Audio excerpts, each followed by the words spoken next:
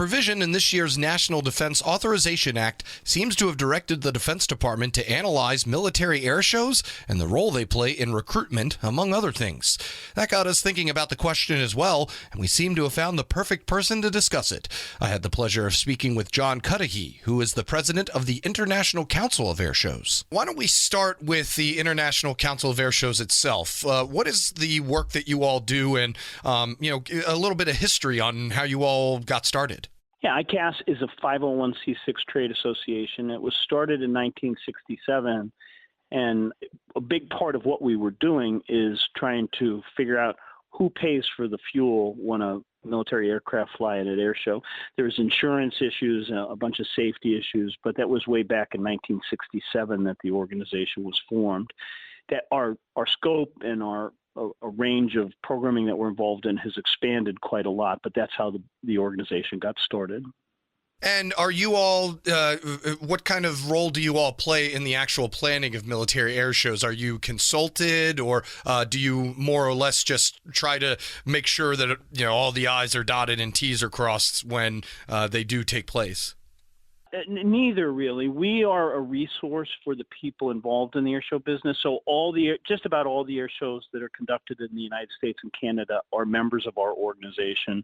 They have training requirements. They want to know how to run their shows more safely, more efficiently, more profitably in some cases. And we play an important role, not just in civilian shows, but in military shows as well.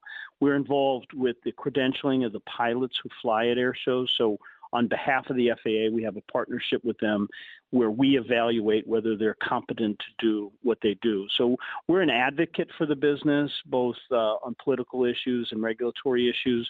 We promote the industry to people who might be thinking about going to air shows. So we're advocates with the general public. And as I said, we offer training, publications, guidance of one kind or another, that kind of thing. Our big deal is we run a convention once a year in Las Vegas, where the upcoming air show season is planned. So the 2025 season, most of the planning for that went on at our convention in early December of last year.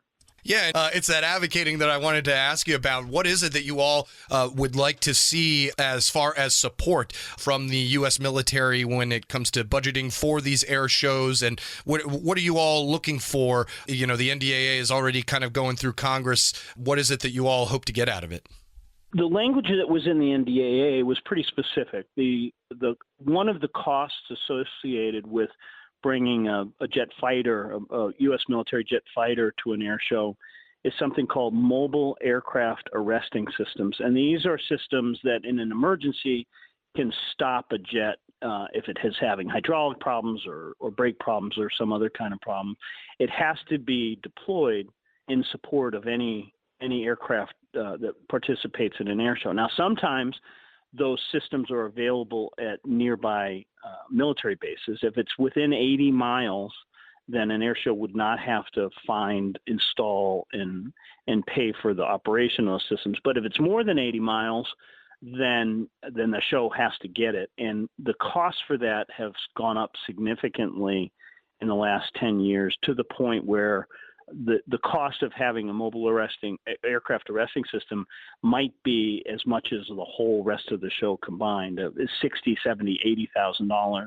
So what we asked for, especially for those areas, those air show sites that are remote or rural, is to get some support from the military to pay for the transportation, installation, and operation of that mobile arresting system. And that, at least originally, that was the intent of this accommodation in the NDAA. Gotcha. Okay. And, as far as air shows out in those rural areas, are you finding that the location of air shows may be getting a little more remote just because a lot more recruitment is happening out in less populated areas, especially for the Air Force?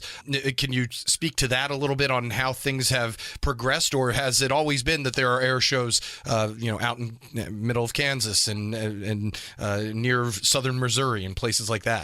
Yeah, actually, unfortunately, the opposite has happened. As the demand for recruiting has gone up in some of these rural communities, because the expense associated with operating this mobile aircraft arresting system has gone up, some of the shows that used to be conducted in rural communities have gone away because they simply can't afford that. And having a military jet at your air show is not a requirement to have an air show. Obviously, we can have only civilian performers who don't have this arresting gear requirement, but they're much less attractive to the general public, and for sure they're less attractive to the military as a recruiting tool. If you're going to recruit people into the military using an air show, and we're told that our air shows are one of the military's most effective recruiting tools.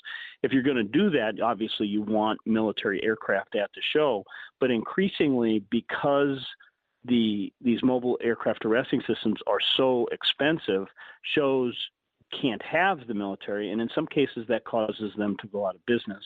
And what the argument we made with Congress was, if you want to restore that ability to recruit in rural locations, we need some help with underwriting some of the costs associated with these mobile aircraft arresting systems. Gotcha. Okay. And I may ask you to speculate here, but what do you think how receptive of the idea have military leaders and members of Congress been to that argument that you just made? And also, with the new administration, the president made very clear in his first term that he enjoys a military parade and thinks that it's a good show of strength. Do you think that you have some ground to gain here as things move on? I'll take the first part of your question as really two different questions.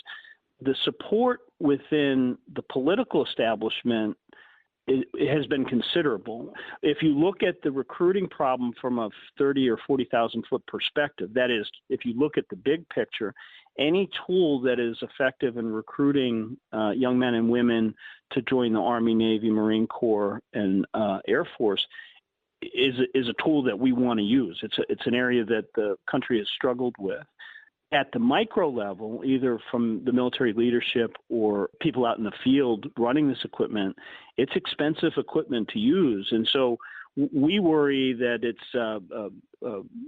saving a penny and losing a pound, because the relative cost of deploying and operating this mobile aircraft arresting systems to the country is not very significant. But as it relates to how that impacts the military's recruiting capabilities, it is considerable. And so, as I said, at a political level, it was very well received. The idea that, yes, we think we understand your problem. Let's appropriate some money so that we don't lose the capability to conduct effective recruiting in these rural communities because we weren't able to spend really just a few $100,000, which is real money in most of the world, but in the DoD budget, it's really almost a rounding error, and so that's how the legislation was crafted, and we hope that's how it's going to operate. As it relates to the new administration, I agree with your characterization. All signs point to a little loosening of the purse strings as it relates to military appropriations. It's too early, obviously, for us to say if that will affect our very specific and niche issue, but we hope that it will.